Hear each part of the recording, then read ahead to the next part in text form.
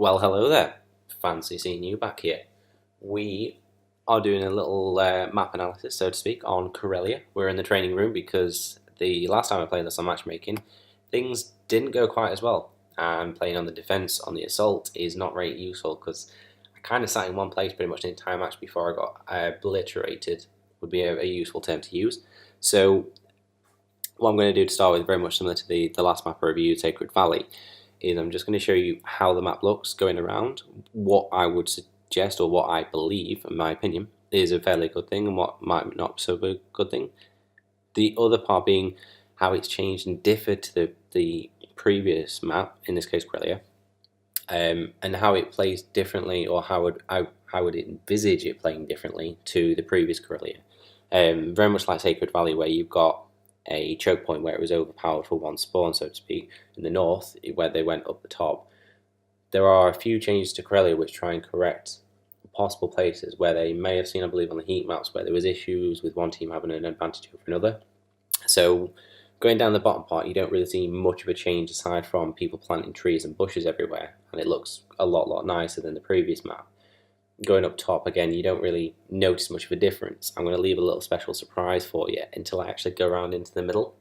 There are a lot of changes on this map within the middle, as well as towards the top left hand corner of the actual map. You don't see it now, but again, it's very much similar to the Sacred Valley in that you go around it and like, this doesn't actually look anything like Karelia. It actually looks like a completely different map. And it's artillery safe. I mean, I should be trademarking these words because artillery safe is almost as good as finding gold, platinum, titanium, literally any kind of precious metal. If you're artillery safe, you're going to have a little bit of fun. There's a lot of water on the ground. Looks to be aesthetics. It didn't really slow my tank down very much, so it just looks to be something which is included within the game for the looks of things. It doesn't actually do anything that I noticed driving around, but then again, I'm in a very fast light tank, so I'd expect some slowdown, but I didn't really. We are moving up on the left, up to where the enemy base is. The one thing I did notice, which is kind of different to the way the other maps went, is that the gradient is the same. So pretty much you're going to be the same speed going up as you are in any tank on the previous Karelia map as you are on this one. So there's no real change on that side. And the certain rocks that grow down, the scenery looks very similar. Now we start to get to the part where there is a massive change to the way the map looks.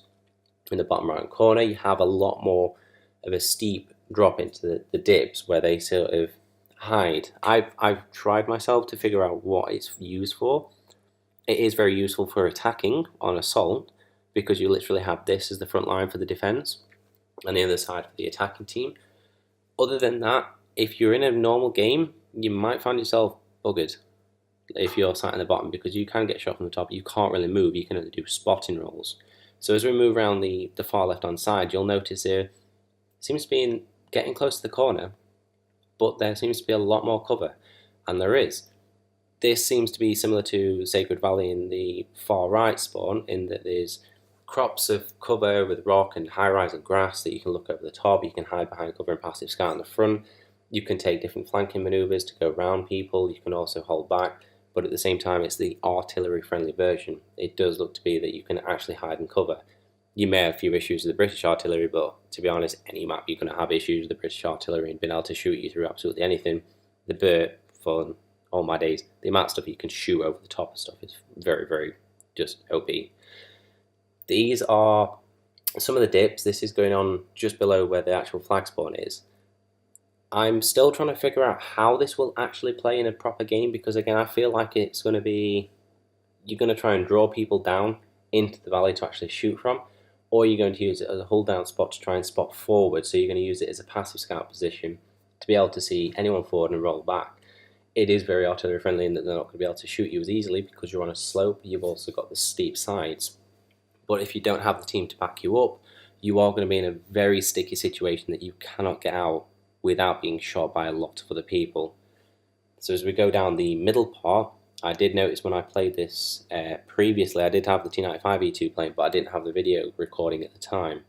No one seemed to go the middle because there is a very special spot where you see Ultima Hunter being sat. I will eventually show you what that is. There isn't much track resistance going forward, but you have all your water still in pretty much exactly the same place. Now this, you do actually find that your tank is hampered when you're actually driving along, so you will slow down. You will find that turning speed's a bit iffy, but then again, if you played Karelia on the map before, which you will have done, it's pretty much exactly the same. So as we're going back to where, if you're on the defense on Assault, you can see the dips that we actually end up going into. There's a bit of lag on the video there. Great stuff on my capture card. Hopefully that sorts itself out.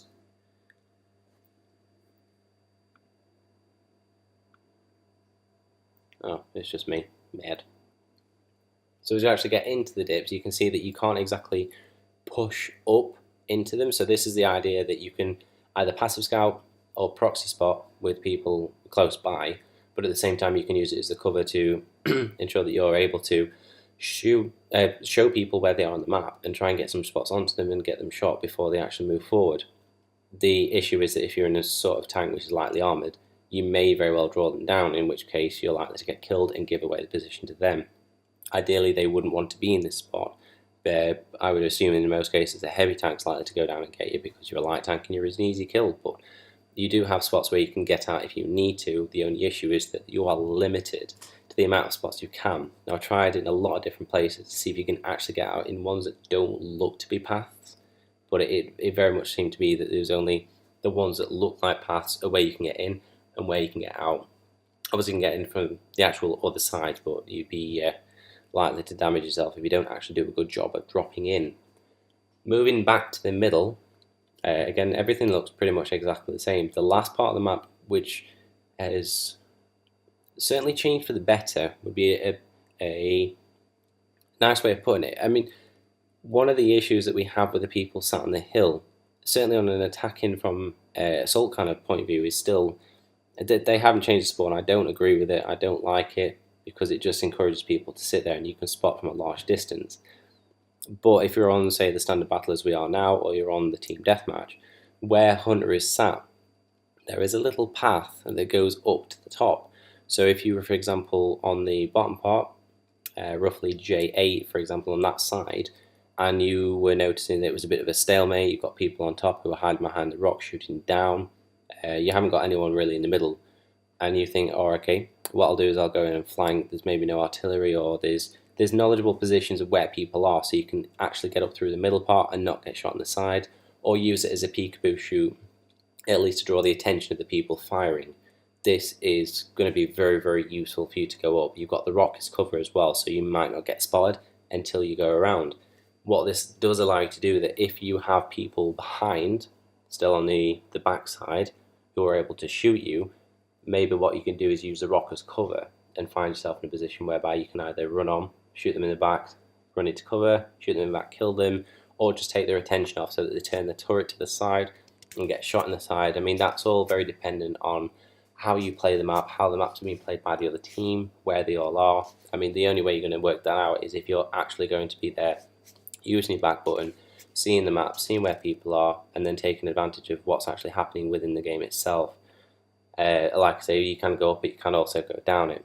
I don't see many people going down it until the end of the game when there's not many tanks remaining, because it's still a high position. You have a lot of shooting opportunities, one of which is the right hand side, which is still available behind the rock, either up there or to the right.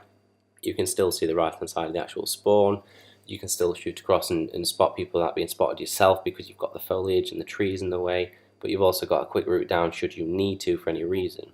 But then you can also go back up again. So there are many different ways in which this, what I would call a pivotal part of the map, you can use it for. Flanking opportunities, escape routes, pretty much anything like that. One thing I did notice when I was playing this is where I'm going now, there seems to be more difficulty in getting down this side than there is the other. Not quite sure why that's the case. It didn't seem right. They'd have one side over the other. It's very minimal, very probably not really much notice to take from it. But as you can see, it is possible if you actually ride over the edge really fast, you are going to bugger yourself up. But because of that reason, if you're going to go over and try and save yourself some damage because you're in a certain tank that might either be killed by it or lose a lot of health from it, and don't forget you've got modular damage to take into account, it could be that you're going to be having to slow down a lot, and find yourself in a position whereby you're going to be shot by other people across, again, depending on how the map is being played. That I don't quite get, but then that's most likely just me nitpicking on something that's completely irrelevant and pointless. I mean, as far as the map goes, it's very, very good. I suppose people can actually get over that and not have an issue with it. You may very well just find yourself staying on top of the hill, because it is a very, very good spot to actually sit in. For pretty much every part of the game, you'll always find someone on the hill. The only time they ever come down from that is when the game's almost over, if they're on the winning team. If they're on the losing team, they're probably not going to leave the hill. Why would they? They've got a really good advantage spot. But that's pretty much Karelia, all in a nutshell. It is quite a good map. Certainly around the other side, it's more of an easy access for you to get into cover and stay in cover, and not allow you to be shot from the hill. So there is that part that is very, very useful, at least to be able to stay alive longer. And the artillery cover is also amazing. There will be some other videos out, but hopefully you like this enough and you'll subscribe and like and comment and see what you think to them. And I'll leave some annotations for other videos. Cheers.